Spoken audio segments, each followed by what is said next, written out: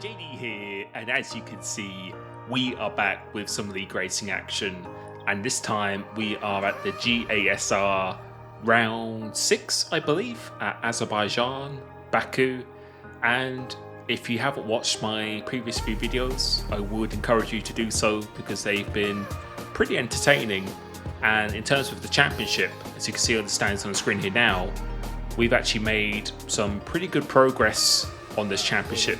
Last 3 races I managed to close in on car 24 with some pretty good results. So I was looking to really try and continue that momentum.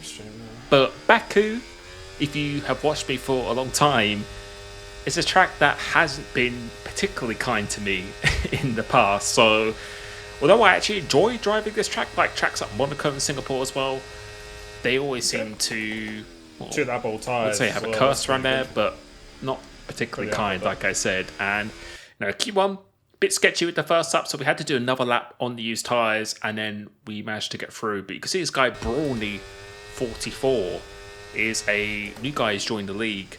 I'm not sure if he's a full-time driver, but he's a reserve driver for now.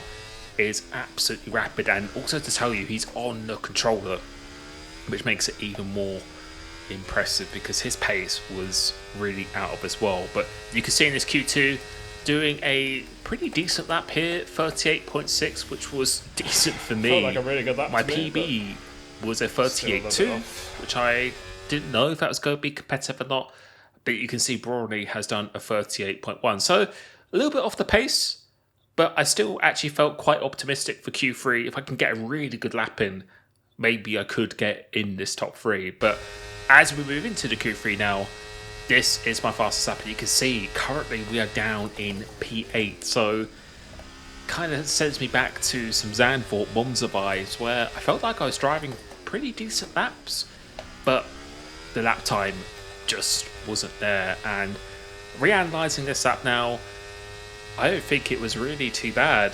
I think after this race, having a bit of a post-race analysis, and you're about to see some comparisons I'm about to make, I think the setup I was running here was definitely just far too low on the downforce. So I was really hoping that it would have a similar effect to Monza, where it wasn't that high downforce, so qualifying will suffer. But I was hoping in the race it would really pay some dividends and benefit me there. So that was kind of the mindset going into this race. I hadn't actually practiced with anyone before this round like I normally do, so I wasn't able to directly compare my pace, but I felt pretty confident. I did a good amount of practice and felt like my race pace is usually pretty strong, and I felt like with this low downforce setup, ERS is really difficult to save around here, and with this long straight, one of the longest straights in F1, I thought it would be a very good tool to use in the race. But you can see about 3 tenths up on the lap, and I think my Q1 lap was almost my fast lap, but you can see a 37.4 by this Brawny 44, and that's ridiculous. We're just saying here we need to see that lap. That is what I'm going to be showing you in a second. You'll see some of the differences between us, and going across the line, what's that going to be? It's a 38.5, 1.1 seconds off pole, which, although qualifying is not a strength of mine, I don't think I've ever been that far off pole before. And you can see about a second. Absolutely insane. But car 24 had a bit of damage, so he didn't get to do that. So we actually are still in a good position. But this is the pole lap from Brawny 44 on the controller. So you can see he's using a bit of the overtake before he starts the line. But I think the main thing to note is just his commitment is just absolutely insane. And for being on a controller as well, where you can't be that precise, you can see he's using a lot more of the curbs. He did share his setup a bit after the race because I was quite interested, and it was very different to what I was running. It's a much higher on the downforce.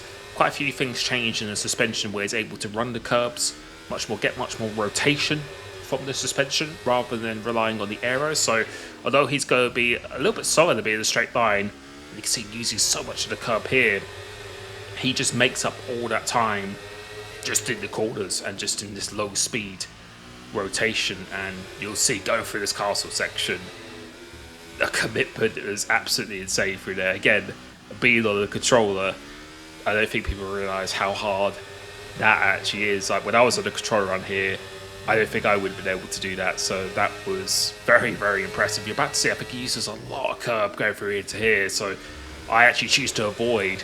He's using the curbs, using a little bit of the wall, gets away with no damage, and yeah, just ridiculously fast. And apparently this is still 2 to 3 tips off his PB. So yeah, when I saw this time, I was a little bit concerned. Obviously he's not in the championship right now, but the main thing is that I just keep outscoring Carl 24, trying to keep closing on that championship. And again, can't win every race, just being as consistent as possible. That's what wins you a championship. And you can see a 37.4. So I knew he was definitely the man to beat. So we're starting in P7 here, so not a complete disaster. Ahead of my championship rival. And the goal right now is just to finish ahead of him, really. Just to try and close in on him in the championship. That is really the goal. So we're going to start on the medium tyres here, because safety car is always quite prevalent. So I was anticipating an early safety car, but we don't get a particularly great start. Almost smashing into the barrier on the right hand side. We've actually lost the position already. So just making sure we get this through this first lap without any damage whatsoever. Go put on the afterburners here, because I know in a straight line, even when other people are using ERS, I should be much faster in a straight line. You can see we're making up that advantage, and we get one position back up into P7 again. And you can see Carl has started on the harder tyre behind me, but the tyre wear around here is so minimal.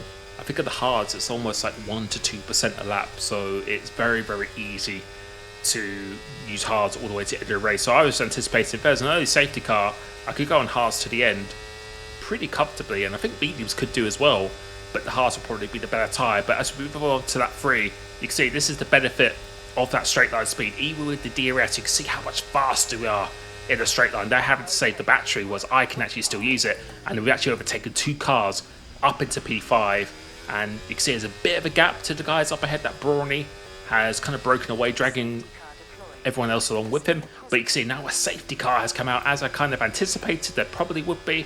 So now I'm actually going to pit for the hard tyre, and I kind of just hope there isn't a safety car to the end of the race. And even if there was, I could have the option to go on the mediums, but the tyre wear is so low, it kind of depends what other drivers do. I don't really want to be giving up much track position. So we're going to pit for the hards here, get that one pit stop you have to do out of the way. And you can see quite a few people have continued, but they are going to have to stop again. So they're kind of relying on a potential safety car, or if they just started on the hard tyre. So you can also see car behind me has actually put on another set of, oh no, he's gone on to a set of mediums. So those mediums could go to the end of the race, but these hard tyres will probably be in a little bit better conditions. So just trying to get a good restart here, and you can see we do get caught out just a little bit, but luckily the guy behind me isn't that close to my rear, so we're just going to stay behind Lazinho here in P9, but we're most likely about a net P5 right now. And the goal again is just to beat my championship rival. We can just pick up points here, a track that I'm not particularly confident that, then I think it's looking in good stead for the rest of the season. But you'll see with this app, just showing you a bit of an example, I found it really, really difficult to follow people because you have this smoking tyre glitch. So people aren't actually locking up. This is just kind of a feature that we have in this game, and I think this is something they really, really need to remove. For me personally, I was finding it really difficult to get close to drivers in front of me because I was scared that I was going to damage my wing or something like that. So I'm just trying to really survive here. And again, the setup at first felt pretty good in the race. You can see we were definitely able to overtake people on the straights quite easily, but I think one of the downsides of the setup is that I wasn't really able to heat up my tyres that quickly, because with a lower downforce setup it takes a lot longer for you to get your tyres up to temperature. And on these race restarts, someone has a little bit of damage here in Mercedes. Yeah, I was really struggling to get up to temperature, so it definitely took a few laps for me to start getting comfortable, and I think I was just losing a little bit too much time in this middle sector, whereas a lot of people around me, I think they're running 10 to 15 more wing than me on the front and rear. I think that was... Now, Monza worked really well. I'm not too sure how well it worked here. I think the setup could have been definitely a lot better. But you can see we're managing to dispatch of this Mercedes because he has wing damage. So now we're up into P8, and my tyres are starting to get up to temperature. I've got Carl, my main championship rival, just behind me, but he is on those medium tyres. As anticipated, this guy is smashing into the wall, so luckily that didn't happen. Going side by side into here, luckily he decides to concede, but no, I just want to make it difficult for Carl to get past. I don't want it too easy as this guy makes a little bit of mistakes, and now we've been promoted up into P7. So the goal is just to try and pick off these guys. Hopefully there isn't another safety car, ideally. Even if there was, it's probably not the end of the world. But now we're into P7, and again, you're about to see the power of this straight line speed. So I'm able to save a lot more ERS, keep it in the medium, and you'll see in the straight line, I don't think he has a DRS up ahead, but you can see just how much faster we are, as Carl's tried to overtake me as well at the same time. So now we're up into P5 again, and the goal is to get within the DRS zone.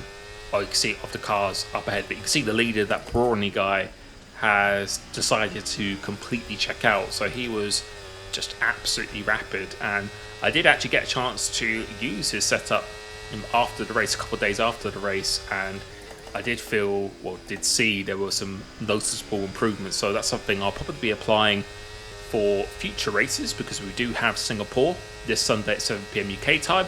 But as we're coming down the straight, it is pretty wide going down this straight, and I'm not sure why that guy wasn't using his DRS. Maybe he was the lead guy. So now we're up into P4, and no, although the lead looks like, or the win looks like it's a little bit out of reach, as another safety car decides to come out, I felt like this was actually a pretty good position to be in. So you can see my tyre wear was only on 2%.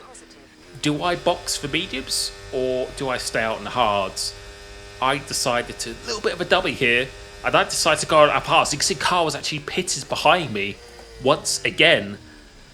I just thought, if I pitted for mediums and then those people decide to stay out, then it's going to be actually really hard to overtake them. So I didn't want to sacrifice track position just in case those people continue. But you can see actually a lot of people decided to pit. So don't know if that was the right choice to go in and out. It really kind of depends what people do behind you or in front of you, depending on what position you're in. But I decided to stay out because I felt like these hards would still be good towards the end of the race. And you can see this time we actually get a lot better of a restart. And no, if we could stay with Brawny, which I think we could just about stay in his DRS, I knew I was a lot faster than him in the straight line, so maybe the race win is on. And I think at the moment, Carl has actually gone back into P9, so we're in P3. My championship rival's in P9, but he is on brand new medium tyres. But the wear is so low, I just didn't think it's worth pitting. But you can see the Red Bull has decided to just keep on saving his battery, so I was really hoping he would try and stay with the leader. But this has actually caused us to lose the DRS to him, because I think maybe he felt he could stay with him as we make a little bit of a mistake, which again, the tyre warm up with the setup, with the low downforce, I just think I was really, really struggling. So I think in hindsight, I would have ran a much higher downforce, would have lost a little bit of the straight line, but I think I just would have gained so much more in the corners, and it probably would have been actually a lot better in the race. Whereas Monza, you don't have too many slow speed corners. I think it worked really well around there, but around here, where there's a lot of slow speed corners, obviously you do have a long straight, but a lot of low speed corners, and you need to get those tyres up to temperature. I think this setup was probably a little bit too low on the aero side, but you can see we're making our way up into P3 and got the DRS to the guy in the P2. You can see the leader again has checked out, but if I could finish second and gain a lot of points on Carl, then I'd consider that a pretty good day at the office. So we're just going to stay behind him here. You can see again losing almost a second a lap to the guy in the lead, so he was just absolutely rapid. And you're going to be seeing this is going to be quite an easy pass going down the pit straight, and you're seeing how much ERS we have managed to save as well. He decides to use a little bit of the overtake here, so I'm not too sure why, but he decides to do so. But we still make the pass pretty comfortably up into P2. The gap is 2.9 seconds, and no, if I finish here, I would actually be very, very content. But as we skip on a lap or two, you can see Carl has joined this DRS trade. We are still in P2, but again, the DRS is just so powerful. So we're going to lose positions to not just one car, but two cars, F1 Almin, And now I'm back to P4 with Carl right behind me. But again, I felt like my tyres would be pretty good. But you can see he's just done the fastest lap of the race. So he's finding some really, really good pace in those mediums. Coming on to lap 20, got Carl right behind me. Again, just trying to use the straight line speed because he ran out deployment so quickly around this track. So you're about to see again with the DRS, look how much faster we are on the straight line, and all of these guys are actually going to do potentially a double overtake once again, leaving some room on the inside, having to go a little bit deep in here just to avoid the contact. But we've gone up into P4, still with P4, and I just don't want to get damaged at all costs, so I decided to concede that position. And I think Carl is just about to try and attack me now, so there's not really too much we could do here. We could have gone to the inside, and he decides to outbrake me. Have to concede this position, but we still have 5 laps of this race to go. I knew I was very, very fast to a straight line, and my tyres are just going to get better and better as the race goes on. So I wasn't really panicking too much at this stage, but as we move on to lap 22, you can see just trying to get close. My teammate has retired, and that has brought out another safety car. And the thing is, do I pit or do I stay out?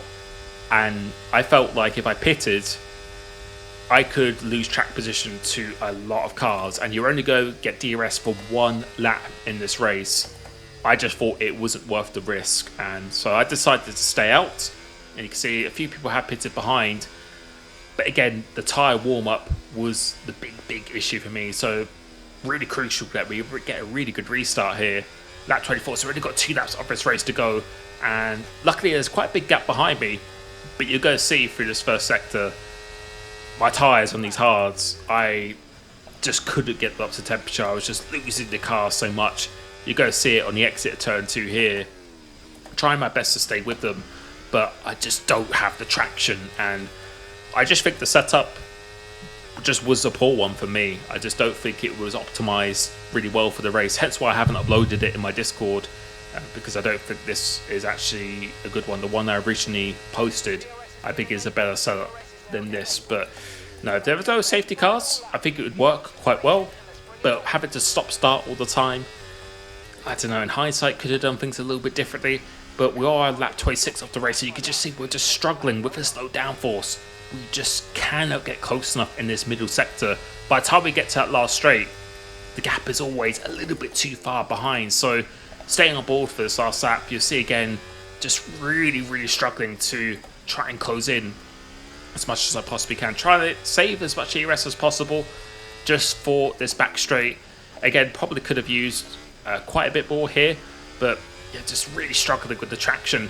At this point, I was quite close, but this is where I'm going to be suffering with this low downforce. So going through this section, we just don't get that good traction. And now going through the castle section, just didn't really have much confidence going through here, but it's definitely through this right left. This is where I lost quite a bit of time on the traction, and you can just see how much they are pulling away with that traction that they have. So just trying to be as close as possible. No threat from behind. Make sure we don't get damaged. And again, the car is just sliding around, so the temperature wasn't really where I wanted it to be for this last lap. Coming on to this last straight, just a last ditch effort, almost losing the car again. And yeah, unless they are absolutely nothing on the ERS, this is going to be really hard. So there's quite a gap between myself and the cars up ahead. Got to try and wait for them to run out the battery, but because you ran out of deployment so quickly, it kind of doesn't matter what wings you run, really. You just ran out of deployment so quickly. And you can see Carl has actually ended up in P2. We come home in P5, so we've actually lost just a small amount of points in the championship, but I think we could have done that race much better. But yeah, in hindsight, I think the setup could have had a little bit of a higher aero, could have worked a lot better. But we move on. And Singapore is this weekend, and I can tell you now, I've done quite a bit of practice for this track. Have made some major changes to the setup, kind of like what I did for the Suzuka race. Kind of went back to the drawing board, so I'm quite excited to see what I can do there. Standings on the screen here now. Thank you so much for watching. I hope you enjoyed the Grand Prix, and I will be catching you very soon. Peace.